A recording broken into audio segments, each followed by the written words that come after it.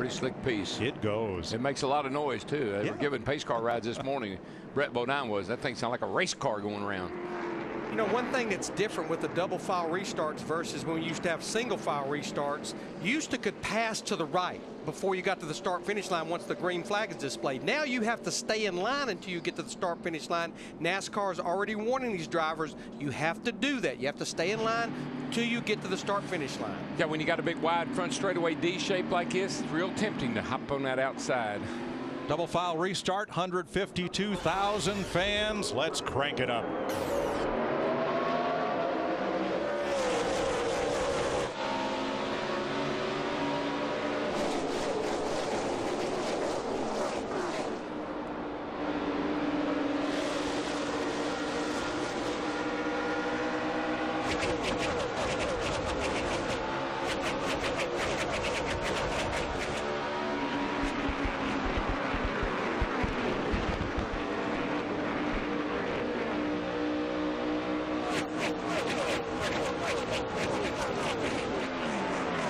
Caution has waved. Greg Biffle had taken the lead. Kyle Busch second. Kurt Busch third. Jeff Gordon had fallen to fourth on that restart. So Gordon ties the record for consecutive laps led from the start of the race. And this one is a little different. They dropped the green flag or waved the green flag to restart the race. However, the drivers are controlled these days as much by the green and yellow flag as by the caution lights all the way around the racetrack. And we're told the caution lights failed to extinguish when the track went green. Only guy that'll like that is the guy that was next in line for the free pass. NASCAR Sprint Cup Racing on Fox, presented by Pennzoil, is sponsored by Budweiser, the beer that starts with full flavor and ends with a crisp, clean finish. Budweiser, it's what we do. Las Vegas, long the home of off-road racing, like the Mint 400. There's an early safer barrier in use. Another Mears gang has to be out there in the lead somewhere. They used to start the Mint 400 from a ramp right in front of Binion's Mint, one of the downtown casinos here in Las Vegas. I thought that was just a big sand trap. Well, that too. Krista. Well, earlier I told you that Jimmy Johnson thought his car was a little bit evil. Well, after the adjustments, he was talking to crew chief Chad Knaus. He's not used to being this uncomfortable. Here's what he had to say. The feeling I've had is unlike anything I've felt since we've been here. Maybe this will fix it. If not, I'm not sure what else is going on in the back to make it feel funky like that. Nothing. I think it was just, a lot of traffic and sticker tires there and stuff to get started. I think you're warmed up there right rear. I think it'll be better, a lot better now that you're up closer to the front for sure, and then with this wedge adjustment. Getting ready to go back to green. Greg Biffle is the leader. Jeff Gordon was second at the last scoring loop passed before the caution flag waved. That's how they line up with the Busch brothers in row 2. Two of the Roush Fenway cars, Edwards and Kenseth. Row 3, then Earnhardt, Johnson, Newman, and Logano, the top 10, as we go back to green to start lap 57.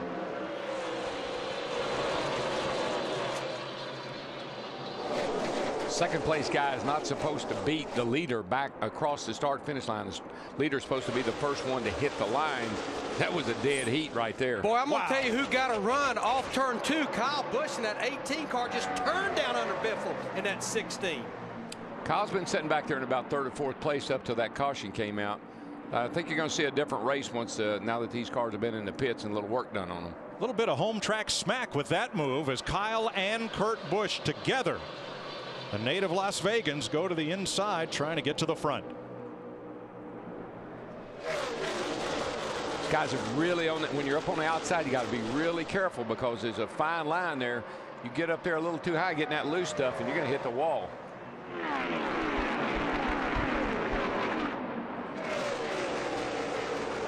Meanwhile, Jeff Gordon once again shows his dominance. He is moving away smartly from car in the wall off turn 4. Robbie Gordon hit it, continues. Elliott Sadler just behind him. The wall pretty hard. Yeah, he hit it real hard, Mike. That whole right side's caved in. That's a hard lick on one of these cars. Gordon in the number 7 has had an abysmal week. He has. They missed about half of practice. They didn't even get their car through inspection to be able to qualify. He was on the 5-minute clock. Of course, he was locked into the show because of the top 35. Here's a car that keeps moving to the front, though, is Matt Kenseth in that 17 car. He just drives by Kurt Busch. That moves him into the 4th position. Travis Kvapil was the free pass car on that last caution. NASCAR observers say the track is clear. We continue under green. Todd Parrott, the new crew chief on that 17 car. Matt Kenseth said what a cheerleader he is. Boy, had the guys all pumped up.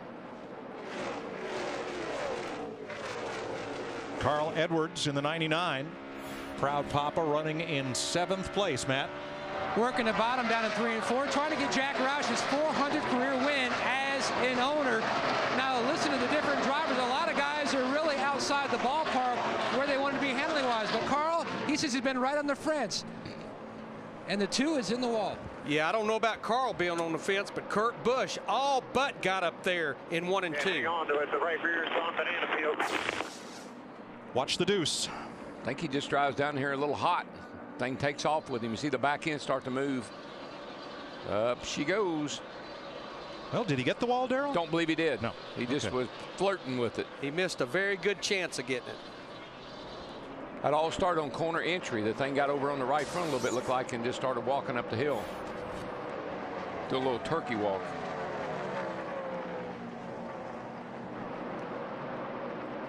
So Busch is okay as the front dozen cars have now gone single file.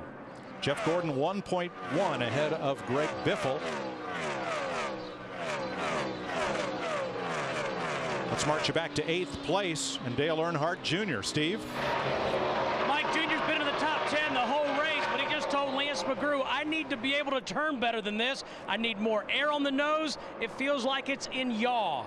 And of course, what you have to be careful here is you can't unhook one end to fix another end. You know, if your car is loose, you can't start getting it to push to try to fix that problem. It's like walking a tightrope. Yeah, most likely it is in yaw because of the way they cock the rear end housings in these cars. They actually go down the racetrack sideways, so it's probably over exaggerating for him.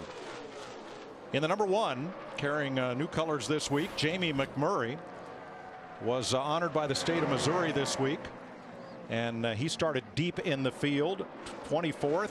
He has now climbed up to 11th, Matt. And Mike, the biggest concern for Jamie, just trying to stay ahead of this racetrack as it continues to change for so many different drivers, asking Kevin Bonomanian and his spotter what lines the fast cars are running. You can see he's running about a lane up from the bottom, loose in, cut across the middle, but not bad on corner exit.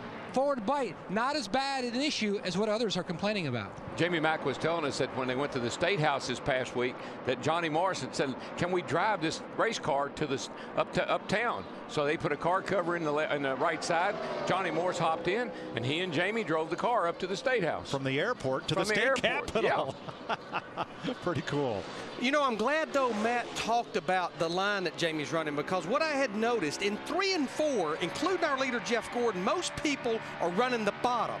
Jamie is up about a lane or 2. In 3 and 4, you're going to see a lot of the lead cars, the lead lap cars, and the guys in front running the top like McMurray's doing at both ends. Jimmy Johnson.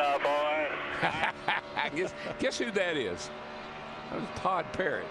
His man is coming to the front in a big way. Jimmy Johnson now up to 4th after that pass of Kyle Busch. And Jimmy has definitely started moving his car around, especially down in turn 3 and 4. I saw him high the last 2 or 3 times. And Matt Kenseth is your new 2nd place car, Krista. And Mike, just a few laps ago, he said, I don't know the last time I could see the leader, let alone go up there and pass him. All he said to his crew chief, Todd Parrott, thank you. And Matt Kenseth is the type of guy, if he can see the leader, I think he'll eventually become the leader. But you know why he's excited and why he's thanking his crew chief? Because he made the decision to make the crew chief change.